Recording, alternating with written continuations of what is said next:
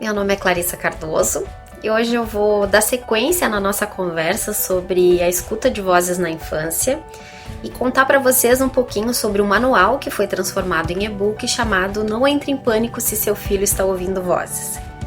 Ele foi um material escrito pela Sandra Escher a partir da pesquisa que ela realizou com crianças e adolescentes na Holanda, e ela realizou a maior e mais completa pesquisa até o momento sobre o fenômeno na infância. Também é fundadora da rede Intervoice, que hoje existe em mais de 26 países, e esse e-book ele se destina a todos aqueles que têm interesse na temática. A linguagem dele é uma linguagem muito acessível, muito clara, e é importante que todos que tenham interesse possam conhecê-lo. Busca-se validar essas informações a respeito da audição de vozes para que a gente consiga ajudar a criança a entender o significado dessas vozes e a construir uma qualidade e um relacionamento melhor com o fenômeno, das vozes. No momento, ainda existem poucos conselhos práticos de como que a gente deve agir e pensar sobre essas situações, porque na nossa sociedade ainda existem suposições a respeito desse fenômeno. Essas crenças ainda estão muito interligadas com a questão da psiquiatria tradicional, de que o ouvir vozes ela é um sintoma, parte de uma doença chamada esquizofrenia. Mas a boa notícia é que nem todas as crianças que ouvem vozes, elas precisam ou vão precisar de acessar o serviço de saúde mental para se cuidar, para melhorar esse relacionamento, para entender o significado. Então é importante a gente salientar que existem emoções. Que emoções são essas que aparecem no momento, ou que estão presentes nesse momento em que a criança está dizendo para nós, ou o adolescente está dizendo para nós que ele está ouvindo vozes? Daí a importância da gente entender o que está acontecendo na vida dela, ou seja, olhar para esse contexto e perceber que podem ter emoções que estão relacionadas com esse fenômeno. E o que está causando essas emoções? O que está por trás dessas emoções? Muitos pais e profissionais não reagem muito bem quando a criança fala que está ouvindo vozes, E a gente precisa entender que são suposições construídas ao longo da nossa sociedade de que, primeiro, a criança que ouve vozes, ela está alucinando, e isso é parte de uma doença, Então, é devastador para o pai e também para o profissional pensar que não tem jeito, não tem outra forma a não ser tomar remédio e internação, Então é importante a gente esclarecer que existem novas formas de pensar e agir que são construídas na medida em que a gente conhece a criança e o adolescente e entende esse contexto, o contexto de vida.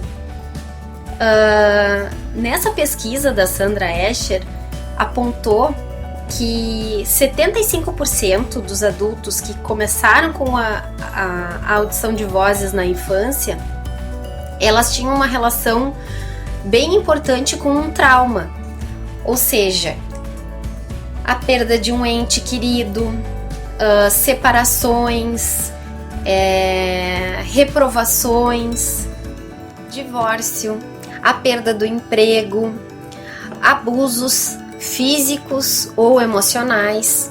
E com as crianças, a pesquisa apontou que esse número era ainda maior. Então, 85% das crianças que estavam, que tinham o fenômeno das vozes, tinham tinha relação com um trauma, que poderiam ser bullying na escola, divórcio dos pais, abuso sexual, físico ou emocional, e luto, né, a perda de alguém muito próximo.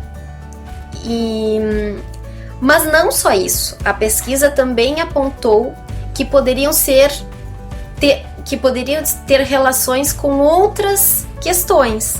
Então as vozes também poderiam ser mensageiras. E aí a Roberta vai conversar com vocês um pouquinho mais sobre isso. É isso aí, sim, Cissa. As vozes, elas podem ser consideradas como mensageiras também para as crianças. No estudo da Sandra Escher, ela relata que conhecia um menino de 8 anos que ouviu uma voz que dizia que ele tinha que ficar cego. Claro, quando ele falou isso para a mãe dele, ela se assustou, né? Só que quando eles foram conversar, a Sandra Escher, a mãe e a criança, foram conversar sobre o conteúdo dessa voz, sobre essa mensagem que a voz dava para essa criança e começaram a relacionar com a história de vida dela, foi identificado o quê? Que na verdade esse menino de 8 anos, ele estava insatisfeito, né, com um relacionamento conturbado dos pais. Então na verdade a voz estava indicando que ele não queria ver aquilo, né, que ele não queria ver que o casamento dos pais estava muito conturbado. O que nos indica que as vozes muitas vezes falam por metáforas. O estudo da Sandra Escher identificou que quando a atenção é dada aos problemas que a criança está enfrentando, elas conseguem lidar de uma forma mais positiva com as vozes, né? E com o tempo, elas geralmente param de ouvir as vozes. Porém, algumas crianças, mesmo com a resolução dos problemas, vão seguir ouvindo vozes, mas isso não é problema, desde que ela aprenda a criar uma convivência positiva com suas vozes, o que vai resultar numa vida feliz e mais equilibrada, sem o desenvolvimento de nenhum adoecimento ou sofrimento psíquico. A melhor estratégia identificada pela Sandra Escher para positivar a experiência das crianças com as vozes é quando ela tem apoio dos seus pais ou dos responsáveis. Quando essas pessoas tratam essa experiência de uma forma mais natural.